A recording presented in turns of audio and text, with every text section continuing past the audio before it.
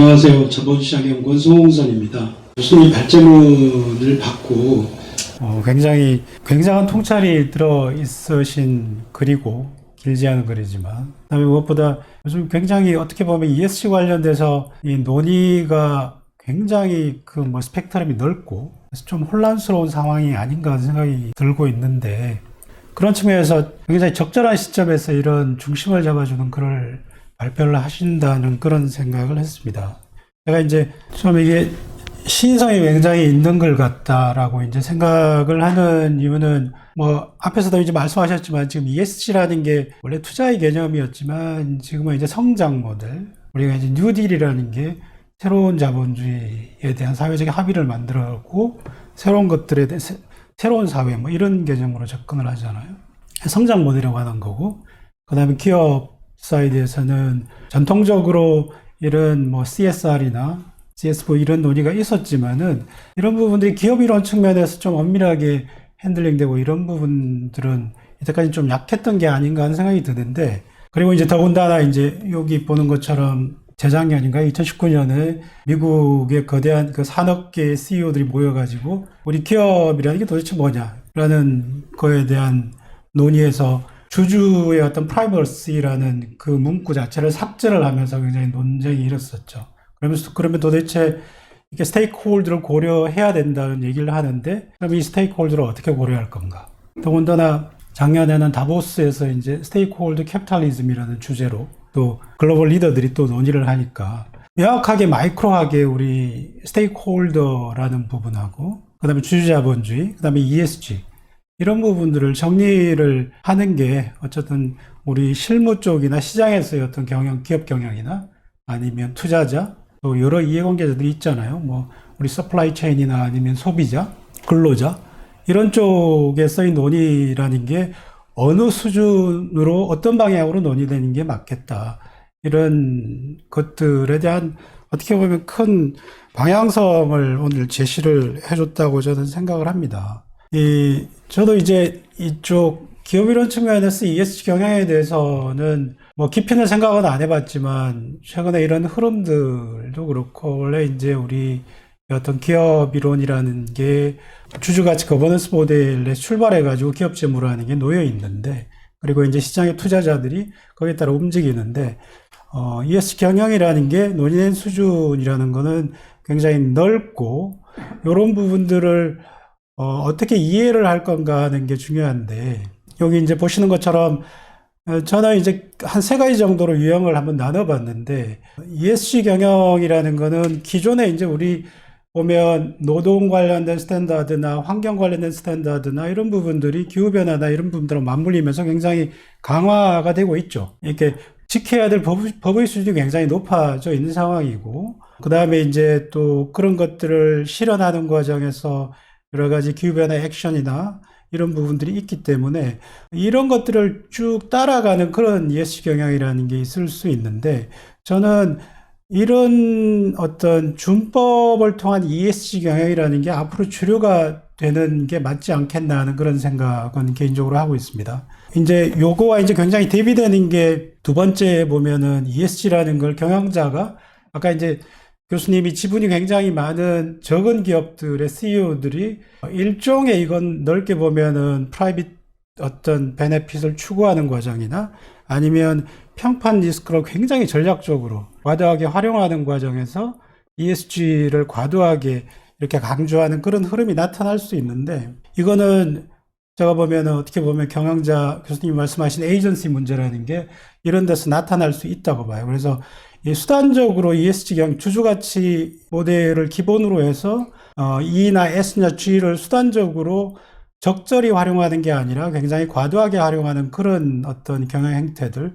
이런 부분들도 한편으로는 좀 경계해야 되는 모델인데 지금은 현실적으로 이런 논의가 막 섞여서 나타나고 이런 행태를 추구하는 데도 있지 않은가 하는 생각이 들어요. 그다음에 세 번째는 이거는 이제 유럽식 모델인 거죠. 스테이크홀더들이 이사회나 이런 부분들에 참여를 하는 형태인데 이렇게 되면 이제 기업의 목적이 뭐고 기업이라는 게 도대체 뭔가에 대한 논쟁이 나올 수밖에 없는 거죠. 그렇지만 이런 논의라는 게 기본적으로 우리 이제 현실에 존재하는 게 유럽 모델인데, 유럽에서도 이제 공동의사결정이나 이런 게 들어가 있지만, 그럼에도 불구하고 거기서 이제 어떤 추구하는 것들은 우리 하이어라키상에서 아까 말씀하신 주주, 그러니까 최상단에 있는 이런 어떤 경영 형태는 그대로 유지되고 있는 게 아닌가 그런 생각은 개인적으로 하고 있습니다. 그렇지만 상당히 이제 권한 배분의 문제가 생기고 복잡해지고 새로운 어떤 보면 이협 이론이 필요한 게 아닌가 생각이 좀 들어요.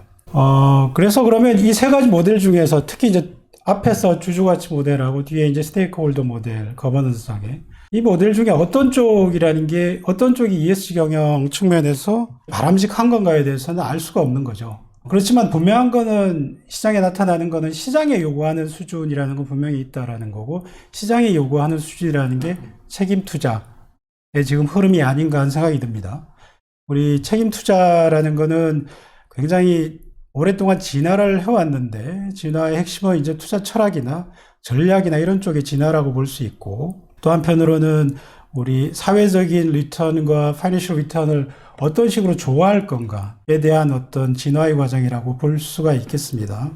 근데 이제 지금의 어떤 자본시장의 모습은 어떻게 보면 제일 오른쪽의 모습을 에셋 오너들이나 에셋 매니저들이 지향하는 게 아닌가 하는 생각이 들고요. 그래서 인테그레이션과 관련된 스트래티지가 전체의 어떤 절대 수준으로 보면 아직까지는 뭐 네거티브나 이런 부분에 비해서 작지만 모멘텀이나 아니면 시장이 지향하는 흐름으로 볼 때는 굉장히 많은 게 아닌가 하는 생각이고 앞단에서의 어떤 윤리투자 쪽에서의 어떤 그런 유형들 그다음에 중간에서 임팩트 이런 부분들은 ESG라는 게 메인스트림에서 지속 가능하기 위해서는 이런 부분들은 어떻게 보면 약간은 주변적이거나 아니면 지역적인 그런 전략으로 앞으로 되지 않을까 하는 그런 개인적인 생각은 하고 있습니다. 실제 이제 케이스를 보면 캘퍼스 같은 경우에는 캘퍼스 전략이라는 게 이렇게 3대 전략이라는 게 기본적으로 존재합니다. 인게이지먼트라는 거, 그 다음에 우리 국제기구나 아니면 이런 주정부나 이런 감독당국과 적극적으로 커뮤니케이션을 하면서 책임 투자와 관련된 레귤레이션을 만들어가는 거. 또 하나는 이제 인테그레이션이라는 거. 여기서는 이제 아까 전략 중에서 ESG 인테그레이션 전략을 중심으로 이게 책임 투자 전략이 만들어지고 있는 것 같습니다. 그래서 인게이지 쪽이 특히 이제 요즘은 환경 문제나 이런 것들 때문에 굉장히 빠르게 이 환경과 관련된 인게이지먼트가 굉장히 빠르게 나타나고 있고 전통적으로는 캘퍼스는 포커스 리스트지만 요즘은 요 클라이밋 액션 100 플러스 이쪽이 훨씬 더 이렇게 중요하게 어쨌든 인게이지 전략으로 나타나는 게 아닌가 하는 생각이 듭니다.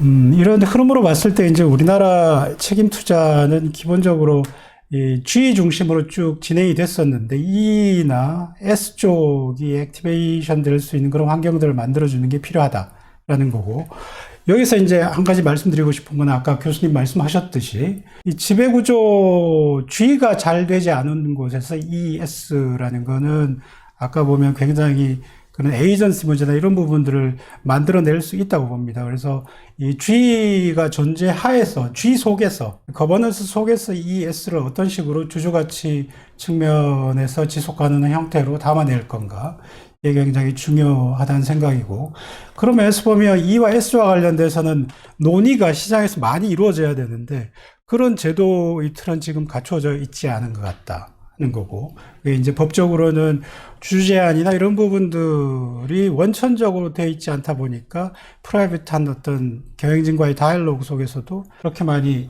논의가 일반 에셋 매니저 같은 경우에는 그런 얘기를 할 수 있는 여건이 아니지 않는가 하는 생각이 들어요. 그래서 지금 국민연금 같은 경우에는 좀 많이 한다고 리포트 되고 있는데 이런 부분들이 조금 더 시장 전반으로 확산되는 그런 쪽으로 진행되는 게 맞겠다는 생각입니다. 그 다음에 또 하나는 이쪽에 인덱스 관련돼서 이제 투명성이 굉장히 높아져야 되겠다.